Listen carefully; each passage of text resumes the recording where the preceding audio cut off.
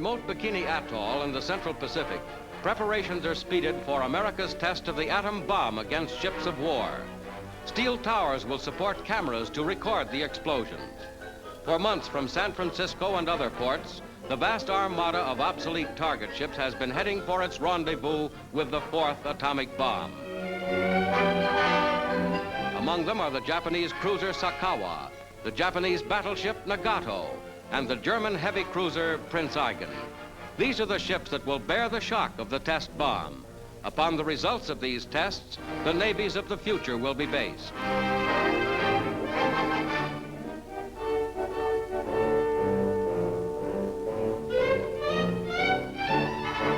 To record the blast pressures, towers for special instruments are made ready. Target ships are loaded with materiel. Bulldozers, jeeps, planes are lashed to the decks, themselves targets on the target ships. On the deck of the famous Shangri-La, flagship for the experiment, pilotless planes rehearse their part in the operation. Guided by radio, 4 of them will fly through the billowing masses of smoke following the atomic blast.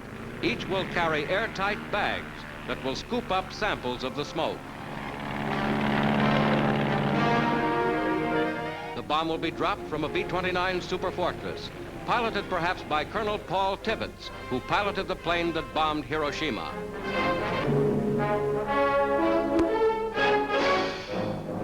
Within Bikini's 21-mile lagoon, the future of America's Navy will be determined. Hundreds of expert eyes will focus on these floating targets as destructive force, the equivalent of 20,000 tons of TNT, determines whether existing naval vessels are obsolete. Over the exact center of the Navy's most powerful warship types, the bomb will be exploded. The old battleship Nevada will serve as the aiming point. Around it will be arrayed more than a score of ships, concentrated within a circle of 1,000 yards radius. Destroyers, submarines, landing craft, every type of ship. This is a test which the Navy needs to answer many vital questions for the future.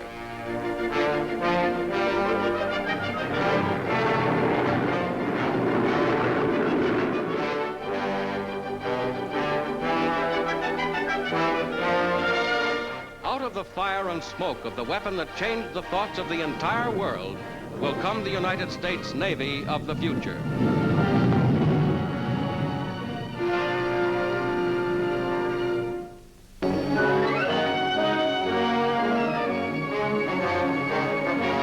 With the possibility of a serious infantile paralysis epidemic, health authorities of the city of San Antonio, Texas, attacked the germ carriers throughout the city. With the war-discovered DDT in special sprayers, sections of the city are blanketed with the insecticide in the fight to stop the spread of the dread poliomyelitis. Every suspected spot is sprayed.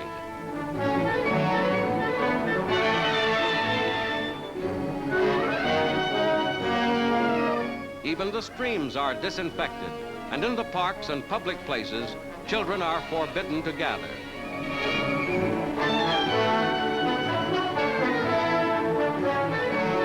Tons of DDT are used in this fight against the dread disease, whose principal target is the young. Again, war has contributed one of its discoveries to save life.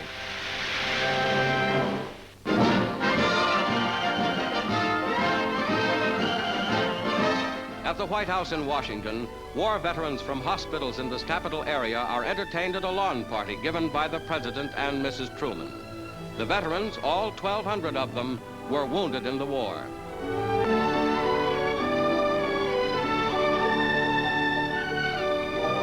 Secretary of State Burns and other government dignitaries joined the Trumans in the receiving line.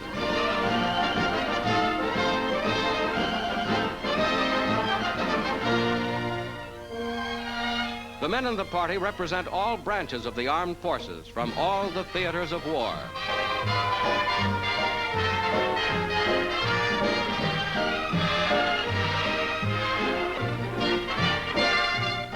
Light refreshments are served as for an hour and a half, the President fulfills the duties as host to heroes of the nation before returning to the complex problems of government.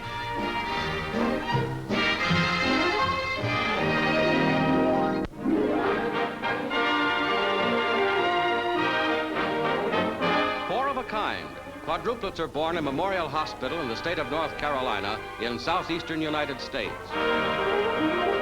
Mrs. Annie Mae Fultz, mother of the quadruplets, gets a congratulatory kiss from Father James Fultz, a local farmer. And here is Dr. Fred Klenner, who saw the 4 little girls into the world. All of them weighed just a little under 4 pounds each, and they're all doing nicely. There are 6 children in the family already, and this sudden quadruple addition will keep everybody busy at home.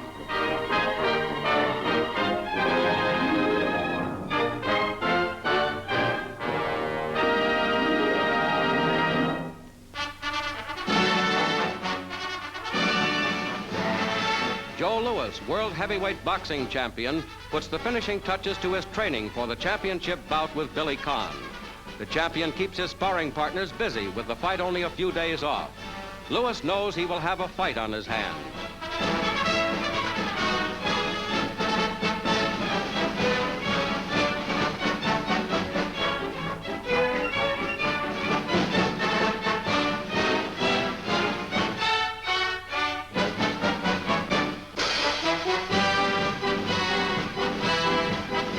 Mike Jacobs, the fight promoter, watches carefully as challenger Billy Conn gets into fighting trim.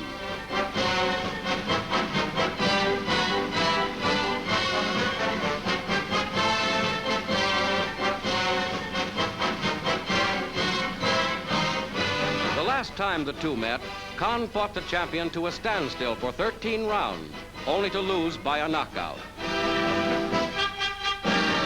Both the fighters are supremely confident as boxing resumes its big-time bouts.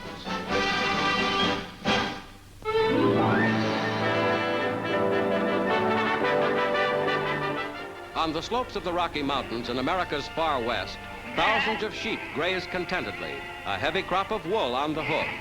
The roundup begins and the sheep head for the shearing stations and the market.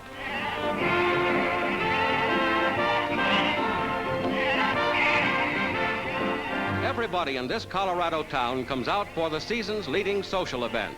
They come from the farms of the area to watch the sheep shearing contest.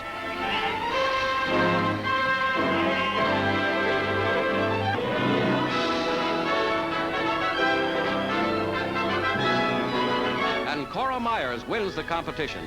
He sheared 5 sheep in 12.5 minutes.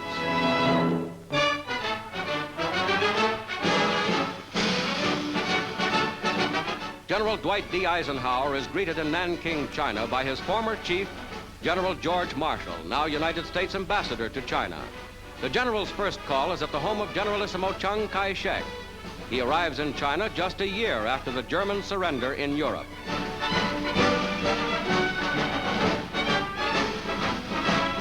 Leaving the Chinese capital, Eisenhower continues his tour of Army inspection. At Atsugi Airfield, General MacArthur welcomes him to Japan. During the war, the two supreme commanders led millions of men to victory. Now they meet to discuss the problems of the peace. By special train, Eisenhower leaves for a tour of the Japanese islands with the Occupation Army's commander, General Eichelberger.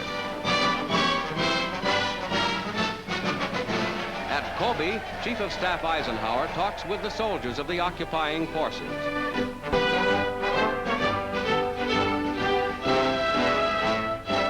Back in Tokyo, on the reviewing stand with the representatives of the Allied nations, Eisenhower reviews American troops on parade. 1 year ago, as Supreme Commander of the Allied Expeditionary Forces in Europe, Eisenhower led his armies to complete victory. Now, as Chief of Staff of the United States Army, he looks to the welfare of his men at home and abroad.